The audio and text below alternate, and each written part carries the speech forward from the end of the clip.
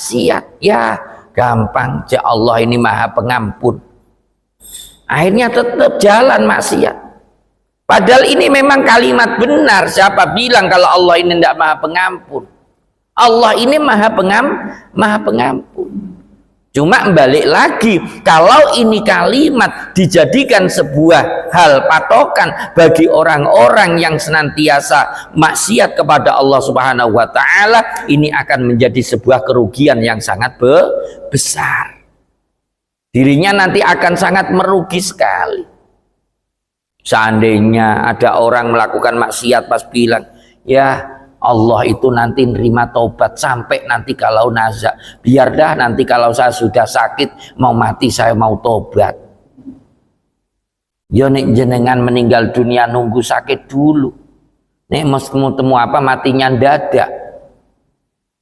Kapan jenengan mau tobat? Ya.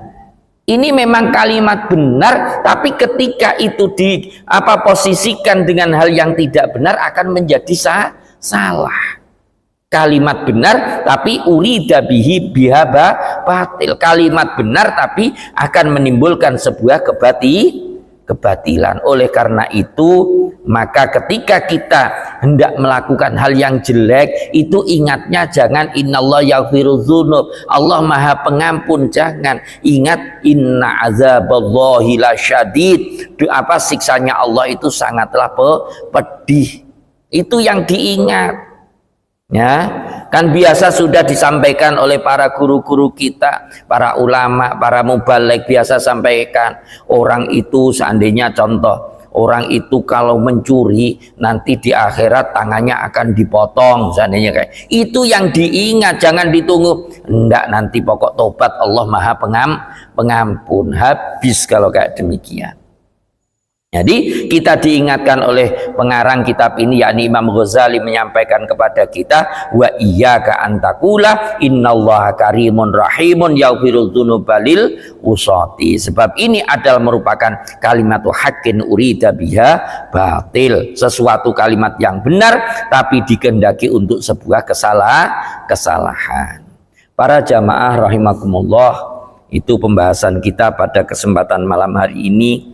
Sekali lagi kita memohon kepada Allah Subhanahu wa taala, semoga nikmat-nikmat yang telah diberikan oleh Allah kepada diri kita semua bisa kita gunakan sebaik-baiknya untuk senantiasa beribadah, menghambakan diri kita kepada Allah Subhanahu wa taala, dan semoga kita semua dijauhkan ya dari menggunakan kenikmatan-kenikmatan yang telah diberikan oleh Allah ini untuk kita gunakan bermaksiat, menentang kepada Allah Subhanahu wa taala, dan semoga kita semua menjadi orang-orang yang husnul khotimah. Amin amin ya rabbal alamin. Akhirul kalam, afumikum, assalamualaikum warahmatullahi wabarakatuh. Masih lama waktunya, monggo kalau mau tanya. Waalaikumsalam warahmatullahi wabarakatuh. Nggih.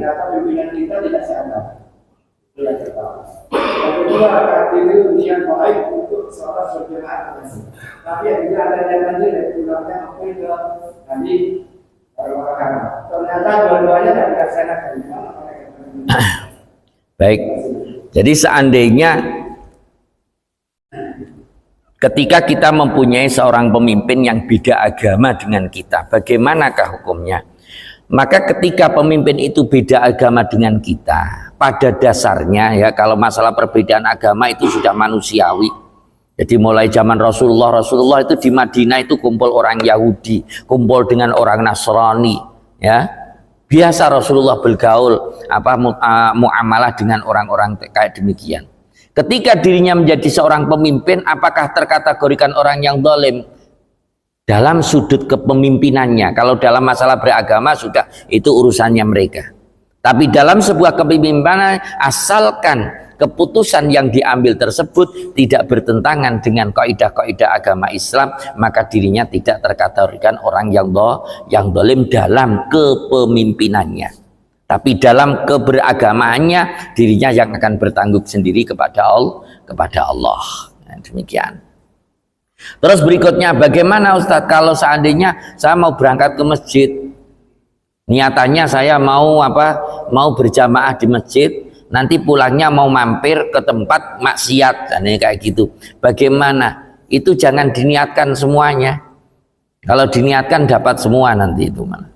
Ya, jadi sudah niatnya berangkat ke masjid, masalah nanti pulangnya urusan lain. Gitu. Ya, jangan direncanakan. Kedua-duanya dilaksanakan. Baik. Gimana?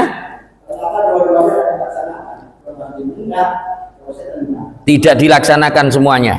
Oh, kalau tidak dilaksanakan keduanya, kalau orang mukmin ini diuntungkan di situ. Ya, orang mukmin itu dengan niatnya saja, ketika niat itu kebaikan, dirinya sudah dapat satu hasanah. Iya. Niat yang jelek itu tidak akan pernah dicatat oleh para malaikat sebelum dirinya melakukan sebuah kejelekan. Itu enaknya jadi orang mukmin. Makanya sampai ada niatul mukmin khairun min ibadatihi, sampai ada kayak demikian. Nah. Jadi makanya niat itu sangat penting sekali di dalam masalah kebaikan. Jadi seandainya ada keinginan, ya, jangan diartikan saya mau niatan untuk, bukan niatan itu keinginan untuk maksiat. Seandainya pas gak jadi, itu berarti kita tidak dicatat akan kejelekan tersebut. Nggih, monggo. Tergantung niatan. Saya jalan dengan teman, ternyata teman jatuh ke sungai, ada niatan nolong, tapi ditolong sama saya. Nggak ada niatan tapi nolong. Gimana itu namanya? Tolong ini kasih tahu tidak, langsung saya. Nah, langsung tindakan kan ya? Langsung tindakan. Jadi kalau secara istilah atau secara definisi, niat itu apa sih? Qasdu syai'in muqtarinan bi fi'lihi. Melakukan sesuatu, ya, tujuan melakukan sesuatu berbarengan dengan sebuah pekerjaan, itu dinamakan niat. Ya. Nah, sekarang tidak ada qasdu, nggak ada tujuan, tapi langsung melakukan sebuah pekerjaan. Ketika kita melakukan yang kayak demikian, karena tidak adanya sebuah niat, ya sudah, niatnya berarti dirinya nggak dapat niatannya tersebut, nggak dapat sama sekali dirinya. Sebab semuanya amal ibadah itu wa innamal likulli imri'in ma nawa, semuanya ini akan tergantungkan dengan sebuah niat. Itu cukup ya, sudah masuk waktunya Isya. Nggih, monggo. Satu aja cepet. Waalaikumsalam warahmatullahi wabarakatuh.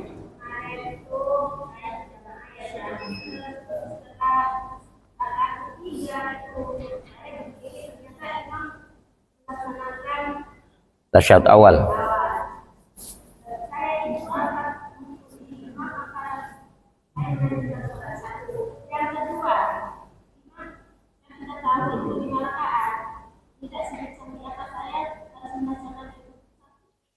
Baik, terima kasih. Jadi seorang makmum, seandainya kita bermakmum, makmum itu aturannya gimana? Makmum itu aturannya ikut kepada imam.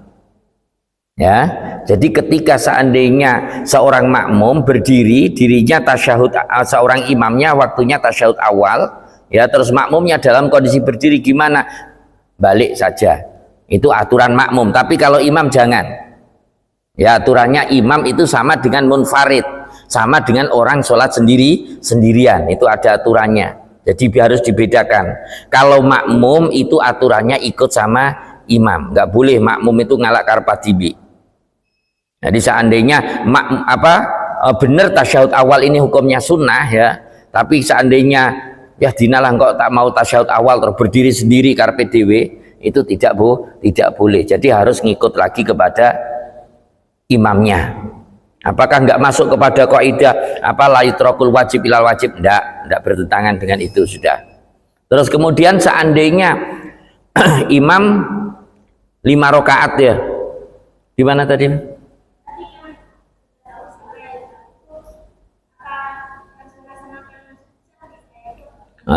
Sujud sahwi itu hukumnya sunnah. Jadi ketika seandainya imam itu tidak, ya nggak usah ikut melaksanakan. Jadi makmum itu ikut saja sama imam.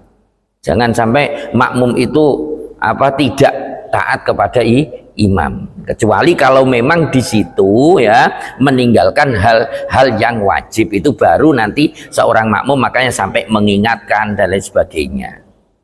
Itu kalau untuk masalah hal-hal yang sunat semuanya harus ngikut kepada imam. Sujud sahwi ini hukumnya termasuk sunnah. Jadi seandainya imamnya sujud sahwi ngikut saja, kalau imamnya ndak ya ndak usah.